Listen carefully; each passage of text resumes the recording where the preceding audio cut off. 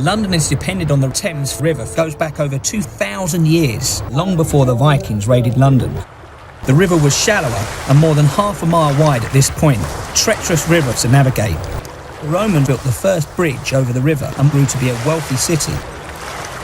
5th century Roman town called Londinium, port function was lead ingots, the financial resource. Classis Britannica was sitting dust. But when they abandoned the city, it was nearly 1,000 years before a new wooden bridge was built in the same place. Not so much built to get people from Southwark to London, but to prevent Viking war fleets, boats that had to take their mast down, couldn't row between these closely spaced piers. Decking would be very low, right up against the level of high tide. Could line the bridge with people with very large stones, but in times of peace it also stops the traders. It becomes the artificial limit of navigation. Once the bridge is built, seagoing traffic stops here, river traffic comes up here and stops here, road traffic goes up and down over the bridge. No other town has that hubbed advantage. After the first medieval bridge was built in about 1000, between 900 and 1500, a huge period of gradual expansion. The Port of London continued to grow and become one of the biggest and most important harbours in the world. But actually it's the site of the heart of the medieval harbour. That was the site of the Custom House, which originally dates back to about 1380 when it was called the Wool House. Queen Elizabeth I introduced tobacco, but it was so expensive it was sold in pre-packed disposable clay pipes. The port was so busy, sometimes ships waited for months to unload their cargoes. By the Middle Ages, the city was a thriving port and the river was packed with shipping. This part of the Thames in front of the tower is called the Pool of London, and it's where medieval trading ships would anchor. This would have been part of the working wharf. There would have been ships moored here, and the material which was being brought into the tower or exported out of the tower would have been lined up on the wharf. There would have been cranes, workshops, warehouses here, and this would have actually been very much a thriving part of the working port of London, but relating to the tower, the king and warfare. That's the wharf that was built in the 14th century, and it's been heightened and refaced. 12th century, 14th century, we had the full works. It's changing into a merchant port. Harbour structures needs a cash economy, needs warehouses, and that is the development of merchants and middlemen and the wholesale retail trade. By the 14th century, we have these huge, great cogs, which have a huge cargo capacity, built just to carry cargoes. And by the 14th and 15th century, instead of using timber revetments for the harbour, they're using masonry. The 16th century Tudor port development explosion has a huge legacy going right back to at least the 12th century. Weatherproof containers rendered obsolete overnight the many acres of standing warehouses of the Victorian port, from the Tower of London right the way to Blackfriars Bridge.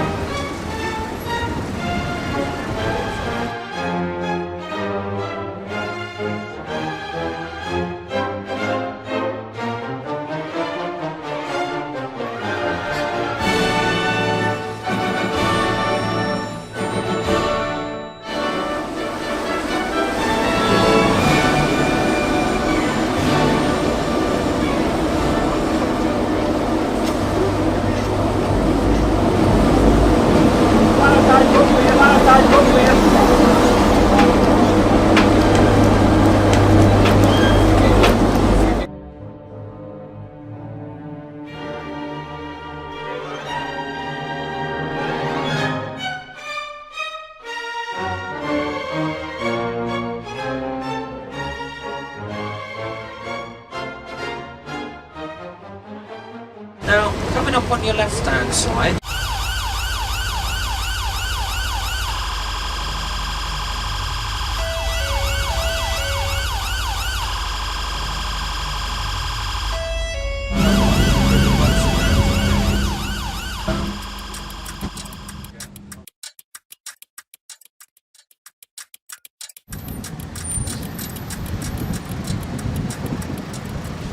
commercial docks, and up until the late 1970s, this is where the majority of timber imports came.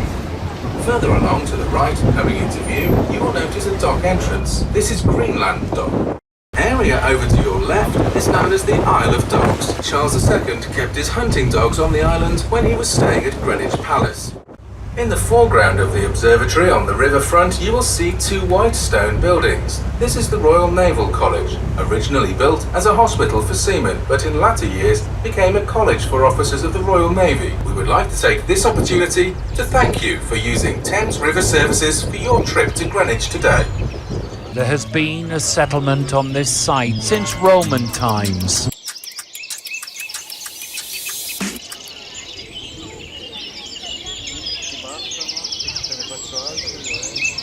Behind the Royal Naval College is the Queen's House, commissioned by King James I for his wife, Anne of Denmark. The building was designed by Inigo Jones and completed in 1635. Red brick building designed by Sir Christopher Wren and completed in 1676, named after the Astronomer Royal John Flamsteed, who died in 1719. The red ball you see rises to the top of the spire each day at 3 minutes to 1, and then drops to the bottom at 1 o'clock Greenwich Mean Time. John Harrison's prize-winning navigational tools, longitude marine chronometer.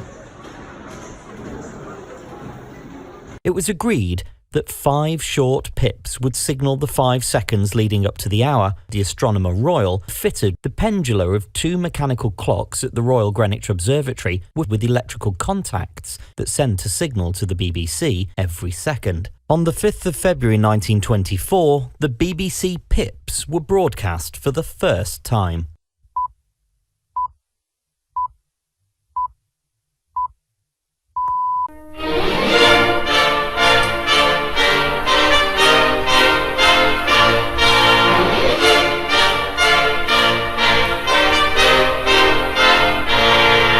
John Flamsteed lived in the 4 rooms of the ground floor. He worked in the octagon room above until his death in 1719. The prime meridian, basis for measurement, passes through the airy transit circle of the observatory. Basis of longitude, long marked by a brass strip, is the line with a foot in each hemisphere. A 40-foot Herschelian reflector telescope, for 50 years the largest in the world.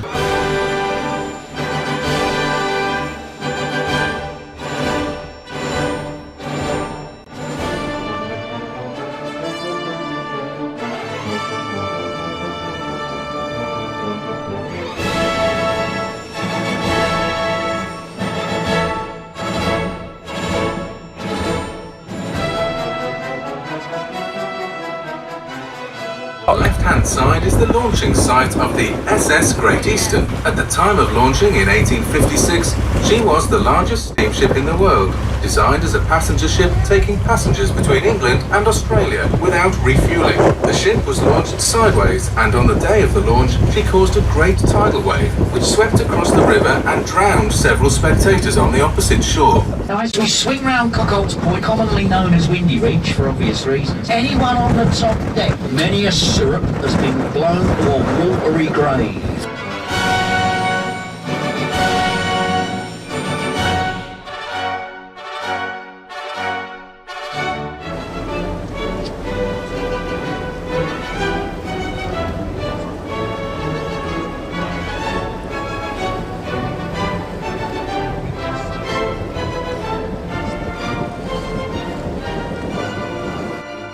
When we pass through, look at the black wheels either side. They're connected to the gates, which are in concrete sills in the riverbed. The yellow rocker arms rotates the wheels. It draws the gates up into the defence position. The gates do not stop all of the flood tide. The pressure would simply be too great. The bottom of the gate sits a foot or so off the riverbed. It does slow the tide right down. Now, right between piers 7 and 8. That gate has been swung 180 degrees off the riverbed. It's in what they call the maintenance position. Now, these 4 main spans are 61 metres in width, the same width of the centre span of Tower Bridge, so the ship can navigate through the barrier. Now, once we're through, look to the right. You see that grass bank? That is part of the flood defence. When the barrier is in the defence position, the river this side is obviously much higher, and it goes right to the top of that grass bank. Look to the left, you can see where they've built the river wall. You see that vessel there rusting away alongside the river wall, just rotting away. It's been there for 20 years. On the high tide, it's half submerged. It's called the Royal Iris. It was a pleasure boat up on the River Mersey in Liverpool in the 1950s and 60s. The Beatles played aboard this boat in their very early days, as did another famous Merseyside band called Jerry and the Pacemakers. Well, they're still going, but there's only one original member, so they're now called Jerry and his Pacemaker.